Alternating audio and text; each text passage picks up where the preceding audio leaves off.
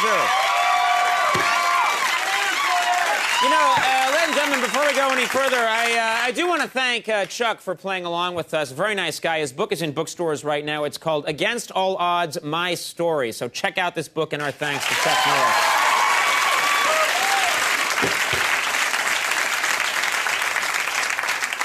All those kicks to the face were real, by the way. This guy's good. All right, my first guest has his own HBO series, of course, Real Time with Bill Maher. Tomorrow night, you can see him at the Playhouse Square in Cleveland, Ohio. Very glad to have him with us tonight. Please welcome Bill Maher.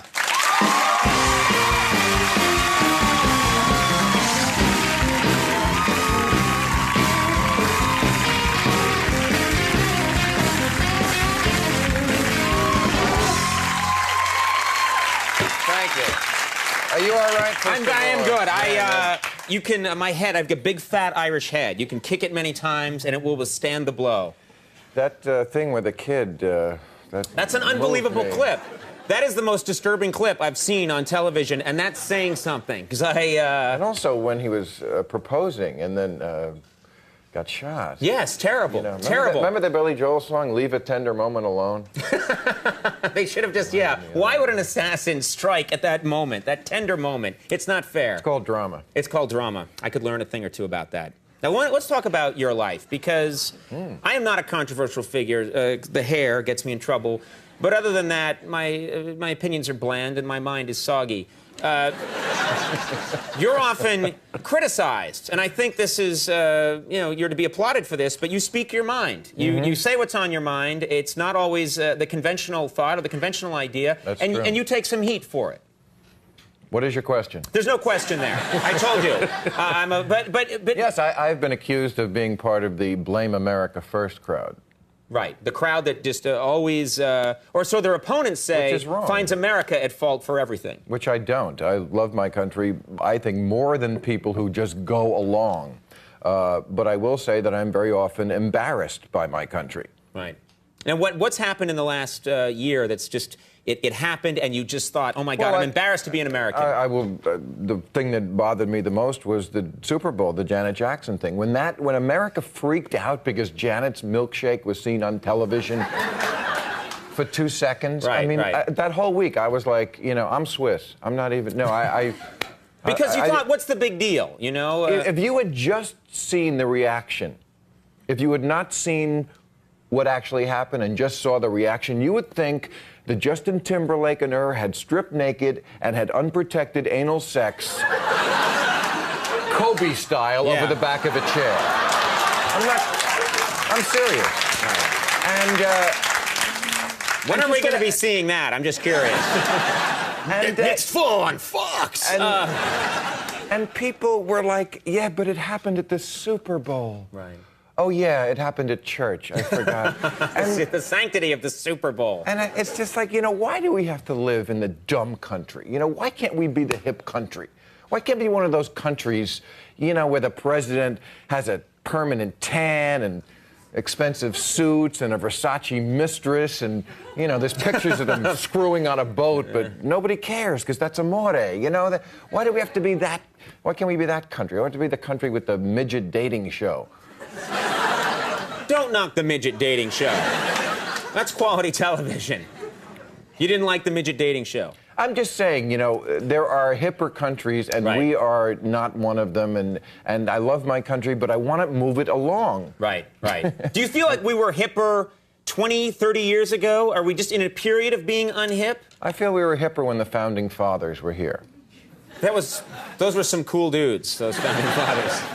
Yeah. No, they were progressive thinkers. Yeah, I mean, I just think that this country needs to get itself, this talk we always have about freedom. We need to get over ourselves with this, they hate us for our freedom. We're not that free here, We just I'm from New Jersey. We just had the governor quit because he's gay. Right. You can't, we can't smoke pot in this country. This is not a free country. It's freer than a lot of countries, but give me a break that it's a free country. Well, you're from New Jersey, and wait a minute.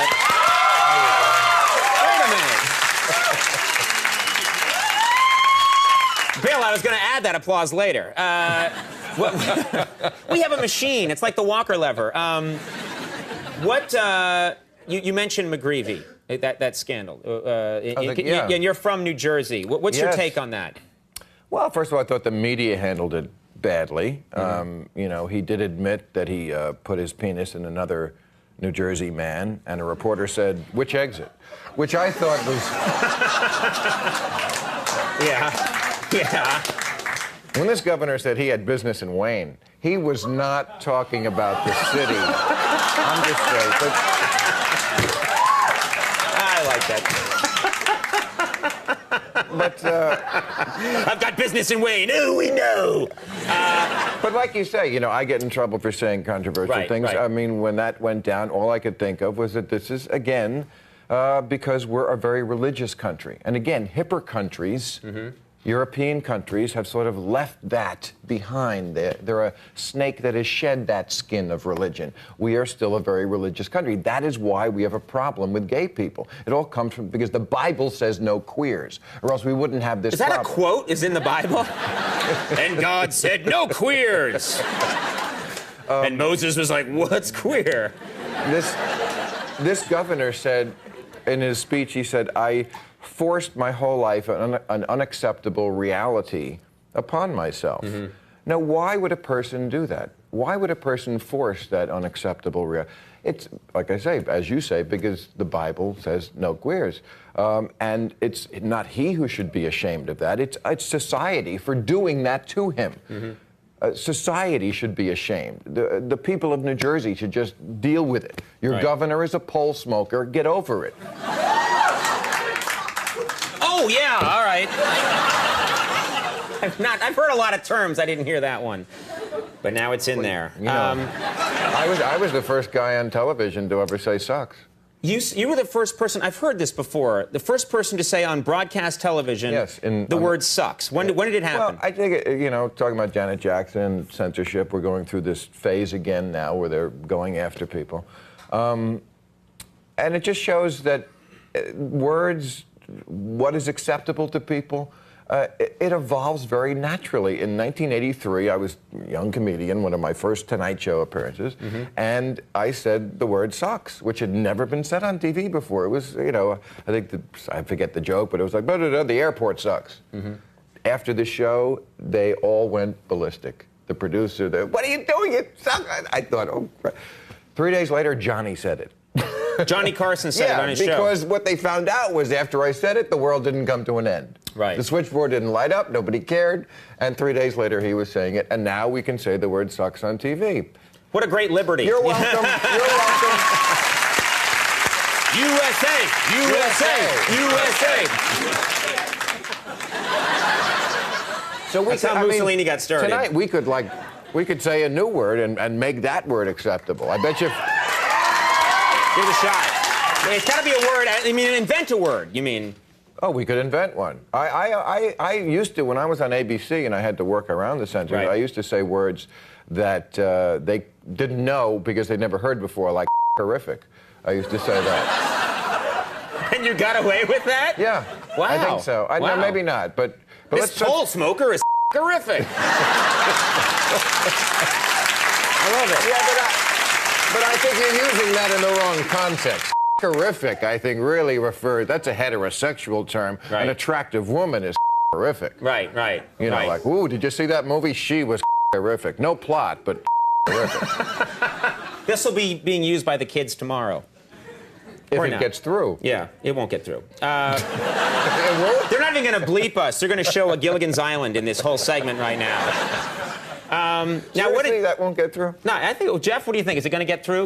Horrific? It's on the fence. He's going like that. See, that's the point. Right. But I bet you he's on the phone. I love that. He's on the phone right now. He just got called. Yeah. Oh, wait a minute. And we're all fired. Yeah, I'd like get pepperoni on my half.